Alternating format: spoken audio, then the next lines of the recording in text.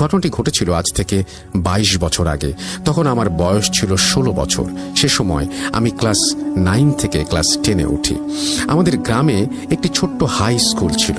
সে সময় সেখানে প্রায় 150 জনের মতো ছাত্রছাত্রী পড়াশোনা করতে পারত।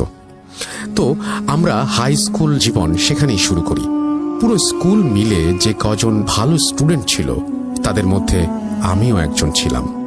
তখন আমাদের ক্লাসের ফার্স্ট বয় ছিলাম আমি। আর পড়াশোনায় ভালো হওয়ার কারণে প্রায় সকল শিক্ষক শিক্ষিকা আমাকে অনেক পছন্দ করত। একজন স্কুল পড়ুয়া ছাত্র হিসেবে অন্য 8-10টা ছেলের মতো আমারও কিছু বন্ধু ছিল। ওদের মধ্যে আমাদের সবচেয়ে ক্লোজ ফ্রেন্ড ছিল আনন্দ। ব্যক্তিগত কারণে আমি আনন্দ ছদ্মনাম ব্যবহার করলাম। আনন্দের সাথে আমার বন্ধুত্ব হয়েছিল ক্লাস 6-এ ওঠার পর। স্কুলে আমরা দুজন সবসময় একই বেঞ্চে বসতাম। আমরা দুজন এতটাই ক্লোজ ছিলাম যে স্কুলে দুষ্টুমি করে ও মার খেলে আমি অযথা দোষ ঘাড়ে নিয়ে মার খেতাম। মাঝে মাঝে রাতে ও আমার বাসায় ঘুমাতে আসতো, আবার কোনো কোনো দিন আমিও ওর বাসায় ঘুমাতে যেতাম। রোজ সকালে স্কুলে যাওয়ার জন্য ওই আগে আমাকে ডাকতে আসতো।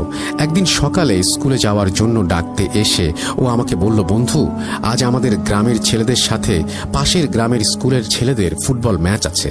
গতকাল ওরা আমাদের বলেছিল টিমে 2 জন প্লেয়ার শর্ট আছে, তো তুই তো খেলতে চাস, তাহলে কালকে তুই আর আমি ওই বন্ধুকে ডেকে নিয়ে আসি। অনেকদিন ধরে ফুটবল খেলিনি বন্ধু, তো চল না আজকে ওদের সাথে গিয়ে একটু ফুটবল খেলি। আর আমি তো কোনোদিন পুকুরে গোসল করিনি, তো আমার খুব ইচ্ছে আজকে খেলার পর পুকুরে গোসল করব। আমি বললাম আচ্ছা চল। এরপর ওর সাথে গেলাম, ফুটবলও খেললাম। খেলা শেষ হয়েছিল ঠিক দুপুর 1টায়।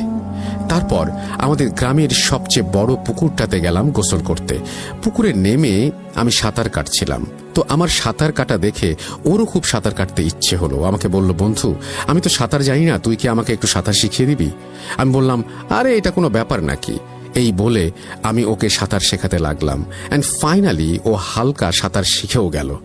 এরপর ওকে সাঁতার শিখিয়ে যখন আমি আমার কাপড় পরিষ্কার করছিলাম, তখন ও একা একা সাঁতার করতে করতে কিভাবে জানি না পুকুরের মাঝখানে চলে গেল। এর কিছুক্ষণ পরে পুকুরের মাঝখানে তাকিয়ে দেখি ও আর ওখানে নেই। আমি ওকে ডাকাডাকি করলাম, কিন্তু কোনো জবাব পেলাম না। এভাবে অনেক খোঁজাখুঁজির পর যখন আর কোনো উপায় খুঁজে পেলাম না, তখন চিৎকার দিয়ে কেঁদে উঠলাম। আর আমার চিৎকার শুনে পুকুরের আশেপাশে যারা ছিল তারা সবাই ছুটে এলো। তারা আমার কাছে সবকিছু শুনে সবাই পুকুরে নেমে খোঁজাখুঁজি করতে লাগলো। এভাবে 1 ঘন্টা পর পুকুরের অন্য পাড়ের এক কোণা থেকে একজন লোক আমার বন্ধুর মৃত লাশ উদ্ধার করলো। এই দৃশ্য দেখে আমি সঙ্গে সঙ্গে জ্ঞান হারিয়ে ফেললাম। তারপর জ্ঞান ফিরে দেখি আমার বন্ধুকে কবরস্থ করার জন্য নিয়ে যাওয়া হচ্ছে। এই দৃশ্যটা দেখে আবারও কান্না করতে লাগলাম এবং ওর লাশটাকে আটকানোর জন্য ছুটে যাওয়ার চেষ্টা করলাম, কিন্তু আমাকে প্রায় 10 জনের মতো লোক ধরে রাখায় আমি কিছুতেই ওর কাছে যেতে পারিনি। সেদিন আমি রাত দিন 24 ঘন্টার মধ্যে প্রায় 10 ঘন্টাই কেঁদেছিলাম।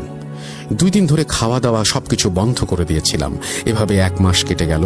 এরপর একদিন হঠাৎ রাতে ওকে স্বপ্নে দেখতে পেলাম। স্বপ্নেও আমাকে বলছিল, বন্ধু, তোকে ছাড়া আমি এখানে খুব কষ্টে আছি, আমি এখানে একা থাকতে পারছি না, তুই প্লিজ আমার কাছে চলে আয়। তারপর হঠাৎ করে আমার ঘুম ভেঙে গেল। আমি খুব ভয়ে চিৎকার দিয়ে ঘুম থেকে লাফিয়ে উঠলাম। আমার চিৎকার শুনে পাশের রুম থেকে বাবা মা দুজনেই ছুটে এলো। এরপর আমি ওদেরকে সবকিছু খুলে বললাম। ওনারা বললেন, তুই খারাপ স্বপ্ন দেখেছিস বাবা, ভয় নেই, আমরা তোর সাথে আছি। তারপর যাই হোক, সেদিনের সেই রাত কেটে গেল। এরপর 2 দিন সন্ধ্যাবেলায় যখন আমি বাজার থেকে বাড়ি ফিরছিলাম, তখন হঠাৎ করে মাঝপথে এসে মনে হলো কে যেন পেছনে কথা বলছে। আমাকে ছেড়ে যেও না, আমি তোমাকে নিতে এসেছি, তুমি আমার সাথে চলো। আমি এটা শুনে তৎক্ষণাৎ পেছনে ফিরে তাকাই, কিন্তু তাকিয়ে যে দৃশ্যটা দেখি সেটা দেখার জন্য আমি মোটেও প্রস্তুত ছিলাম না। আমি দেখি কাফনের কাপড় পরিধানকৃত একটা লাশ আমার দিকে 1 পা